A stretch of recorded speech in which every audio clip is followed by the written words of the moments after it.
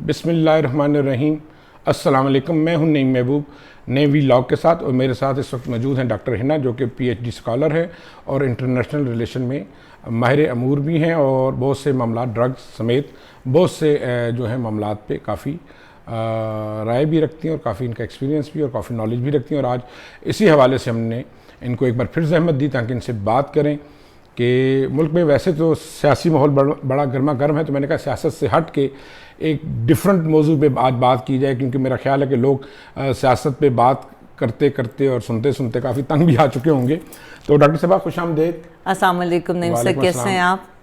अल्हम्दुलिल्लाह, आप बताएं, आप ठीक हैं जी? अल्लाह का शुक्र है। अच्छा डॉक्टर साहब, ये बताएं कि आपने माशाल्लाह जिस सब्जेक्ट पे की है ड्रग्स के हवाले से और ह्यूमन सिक्योरिटी के हवाले से, जो आपका मौजू भी था पीएचडी में, जी तो हम आज बात करते हैं इंसानियत के तहफ़्फ़ुज़ के हवाले से जो जदीद तकाज़े हैं वो क्या हैं, उन पर थोड़ा सा हमारे नाज़रीन को अवेयर करें, बताएं और उनकी क्या रिक्वायरमेंट्स हैं और क्या हो रहा है इस हवाले से पाकिस्तान में और पाकिस्तान से बाहर। बिस्मिल्लाहिर्रहमानिर्रहीम, रब्बि ज़िदनी इल्मा। सर, मैं एक बहुत छोटी सी स्टूडेंट हूँ इस सारे बड़े से सब्जेक्ट की, और अभी तो मैं ख़ुद वो क्या कहते तिफ़ले मकतब हूँ, सीख रही हूँ। हाँ, ये बात सच है कि ड्रग और नारकोटिक्स के ऊपर मैंने अपना डिस्कशन टॉपिक किया है अफ़गानिस्तान और इसमें, और ह्यूमन सिक्योरिटी के रिलेटेड ही है। ह्यूमन सिक्योरिटी की जो बेसिक डेफिनेशन जिसको आप तारीफ़ कहते हैं ह्यूमन सिक्योरिटी, आपने कहा कि ह्यूमन सिक्योरिटी क्या होती है, तो ये सर 1995 में और 1994 में human development report United Nation की और world summit on social development cooperation 1995 में डॉक्टर मिसबाह उल हक ने ये पहली दफ़ा डेफिनेशन दी थी, जो कि कोल्ड वॉर एरा और फिर उसके बाद first world war, second cold war, इन सब 19th सेंचुरीज की सारी वॉर्स से गुजरने के बाद जो comprehensive definition world summit on social development आई थी, वो ह्यूमन सिक्योरिटी की ये थी कि सबसे पहले ह्यूमन सिक्योरिटी का कॉन्सेप्ट ये है कि कोई भी ह्यूमन पावर्टी, भूख, अफलास, किसी भी तरह की जो है वो बीमारी, या कोई ऐसी वॉर की वजह हो, या कोई ऐसी कोई भी अननेचुरल चीज़ जो कि उसकी डेली की रूटीन में या उसकी लाइफ में कुछ तब्दीली पैदा कर दे, या उसकी चलती हुई ज़िंदगी को ट्रैक से उतार के किसी नेगेटिव साइड पे ले जाए, तो उसको हम ह्यूमन सिक्योरिटी कहते हैं। तो इसको बेसिकली हम ये कहेंगे कि ह्यूमन सिक्योरिटी भूख, डिजीज़ या आपकी ज़िंदगी को जो भी एक ह्यूमन की ज़िंदगी को डिट्रैक्ट कर, that is the total definition of human security. तो इसी के तनाजुल में ड्रग्स को भी अगर देखा जाए, तो आपने देखा होगा कि ड्रग्स करने वाले लोगों की ज़िंदगी कभी भी नॉर्मल या सिक्योर नहीं होती है, और वो एक सिक्योर लाइफ में नहीं रहते होते। ठीक है। अच्छा, मुझे ये बताएं कि मंशात की जो बढ़ती हुई अपना इस्तेमाल भी है, स्मगलिंग भी है, इस हवाले से जो मुंसलिक जराइम हैं उन पे पाकिस्तान के इदारे जो हैं, एक तो ANF है, इसके अलावा भी कुछ इदारे और भी काम करते हैं, पुलिस भी है, FIA भी करती रहती है स्मगलिंग के हवाले से भी, मंशात की रोकथाम के लिए भी, कस्टम्स भी, हाँ कस्टम भी है। तो मुझे ये बताएं कि इसके लिए इनके जराइम को रोकने के लिए क्या इकदाम हो रहे हैं, और पाकिस्तान को इसमें किस हद तक कामयाबी है? सर, गुजारिश ये कि जो बीइंग पाकिस्तान को थोड़ा सा अगर हम पाकिस्तान में इस चीज़ को कंसिडर करें, तो हमें पहले मैग्नीट्यूड ऑफ प्रॉब्लम समझना पड़ेगा। पाकिस्तान में मैग्नीट्यूड ऑफ नारकोटिक्स का प्रॉब्लम बहुत ज़्यादा है, बिकॉज पाकिस्तान, जिस तरह हम कहते हैं ना कि तालिबान के लिए फ्रंट लाइन स्टेट है अफगानिस्तान, तो जब आप इस चीज़ को अपने माइंड में रखते हैं कि 90% आपका पॉपी या ओपिएट जो है वो इस खित्ते से जनरेट हो रहा है, क्योंकि दुनिया में सिर्फ 2 जगह से बेसिकली आपको नारकोटिक्स के लिए मिलता है, या आपको मिलता है कोलंबिया से स्टफ, या आपको मिलता है अफगानिस्तान से स्टफ। तो ओपिएट या पॉपी जो इसको हम पोस्ट कहते हैं, वो फिर प्रिकसर मटेरियल से होते हुए हज़ारों लेवल के ड्रग्स पे चला जाता है और बनता है।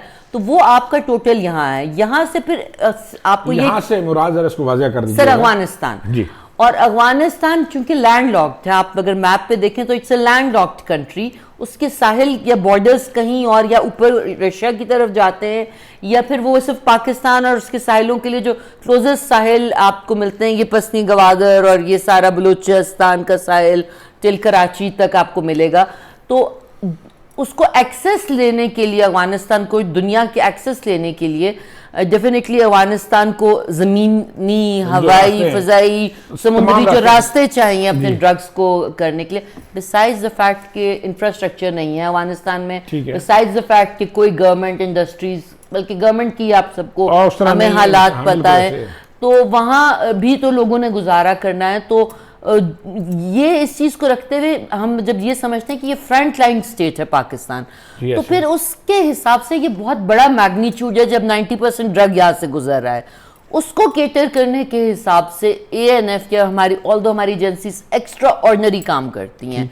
लेकिन सर अगर आप ANF की नफरी देखें या आप एंटी नारकोटिक्स वसाइल देखें या आप UNDP के जो ड्रग रिलेटिंग प्रोग्राम्स हैं उनकी जो फंडिंग है उसको आप चेक करें तो वो बिल्कुल आटे में नमक के बराबर है। और बहुत कम लोग ANF के यही वजह है कि वो उस तरह काम उस पर नहीं कर पाते या उस नशात की रोकथाम में उस तरह वो ऑपरेशन नहीं कर पाते अपने कम वसाइल की वजह से, जो कि उन्हें करने चाहिए, या नशात की रोकथाम के लिए हकीकी मायने में जो ऑपरेशन है वो नहीं हो पाते। गिने चुने लोग हैं, बहुत गिने चुने। अगर लोग अपने आजकल के ज़माने में अगर वो नारकोटिक्स में इंटरेस्टेड हैं तो वो ज़रा गूगल करके देखें कि ANF की नफरी क्या है। मैं आपको एक छोटा सा एग्जांपल देती हूँ कि ANF के हेडक्वार्टर्स हैं एंटी नारकोटिक्स फोर्स के पिंडी में, और इनकी 4 आगे रीजनल डायरेक्टरेट्स हैं जो कि पंजाब, सिंध, बलूचिस्तान और NWFP को केडर करती हैं।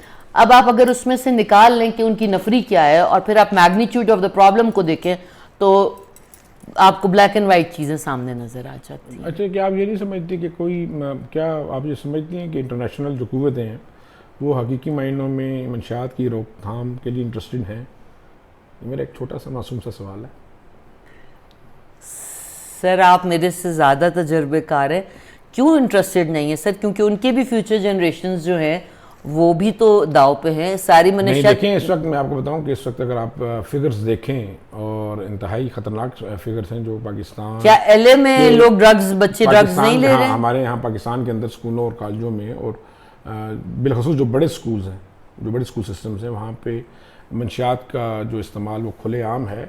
और अभी मैं एक वाक़या कोट करता चलूँ कि मुझे मेरे एक अजीज़ हैं वो कहीं पे लेक्चर दे रहे हैं, तो वो कह रहे हैं कि पिछले दिनों एक इस्लामाबाद की एक यूनिवर्सिटी के बाहर वाक़या ये हुआ कि 2 बच्चे या 3 बच्चे गाड़ी में बैठे ड्रग्स ले रहे थे, और गार्ड ने आके, जब गार्ड को पता चला कि यार ये गाड़ी में कुछ मशकूक सी सरगर्मी हो रही है, तो वो जाके गार्ड ने उनको रोका कि यार ये आप ड्रग्स क्यों ले रहे हो, मैं भी जाके आपके टीचर को शिकायत करता हूँ या बताता हूँ। तो वो उन्होंने ना सिर्फ उन्होंने गार्ड को मारा बल्कि उन्होंने वहीं से कॉल की। ये ऑन द रिकॉर्ड की बात बता रहा हूँ। जब कॉल की बच्चों ने तो उनके फादर्स या उनके रिलेटिव या उनके जो बड़े थे वो पराडो गाड़ियों पे आए, विद गार्ड्स आए, और उन्होंने उस सिक्योरिटी गार्ड को मार मार के लो लुहान कर दिया कि तुम्हें जुर्रत किस तरह हुई इन बच्चों को रोकने की।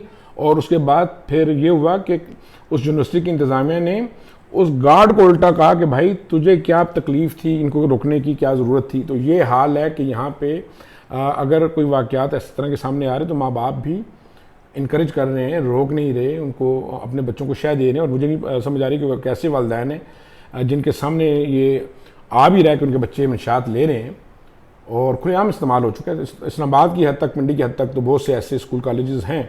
तो इसके लिए क्या समझती हैं कि इसके लिए क्या होना चाहिए? सर ये तो आप अभी खाली पिंडी इस्लामाबाद की बात कर रहे हैं, वही होना चाहिए जो पिंडी, मेरा ख्याल है मनशियात अपनी फ्यूचर ग्लोबल जनरेशन्स को बचाने के लिए जो LA में होना चाहिए, जो सैन फ्रांसिस्को में होना चाहिए, जो कनाडा में होना चाहिए, जो कहीं भी बच्चा, किसी का भी बच्चा जब ह्यूमन सिक्योरिटी की बात आती है और उसकी लाइफ डिस्टर्ब होती है तो वो सारे इक़दामात, और this is not a Pakistan का प्रॉब्लम नहीं है, ये इट्स अ ग्लोबल इशू और इसको ग्लोबली ही टैकल करना चाहिए। पाकिस्तान का प्रॉब्लम इसलिए मैं सवेर कह रहा हूँ कि खुदा न खास्ता पाकिस्तान का ये कल्चर नहीं था। हमारी जो सोसाइटी जिस तरह की है सर, कल्चर तो पूरे दुनिया का चेंज हो गया, आपने देखा। और फिर जाहिर है जूं जूं ये ड्रग ट्रेड बढ़ता जाएगा और इलिसिट ड्रग ट्रेडिंग ज़्यादा होती जाएगी, हम उसके रिप्रिकॉशंस ज़्यादा फेस करेंगे और ये ज़्यादा दिन ब दिन अगर हम इसको कंट्रोल नहीं करेंगे तो ये चीज़ बढ़ेगी। बिल्कुल ठीक है। बहुत बहुत शुक्रिया डॉक्टर हिना आपका। बड़ी मेरा ख्याल है कि व्यूअर्स आपको काफ़ी सैर हासिल गुफ्तगू सुनने में मिली होगी, कुछ मालूमात भी मिली होगी। और मेरी इदारों से दरख्वास्त यही है कि बेशक इसमें कोई शुबा नहीं कि वो काम कर रहे हैं, लेकिन मैं ये चाहता हूँ कि अपनी नौजवान नस्ल को मंशियात जैसी इस लानत से बचाने के लिए हकीकी मायनों में ठोस इकदाम करने की ज़रूरत पे ज़ोर भी देना चाहिए और इसके लिए मैक्सिमम वसाइल भी इस्तेमाल करने चाहिए। फिर हाज़िर होंगे नई वीलॉग के साथ। इजाज़त दीजिए नईम महबूब को। अल्लाह हाफिज़।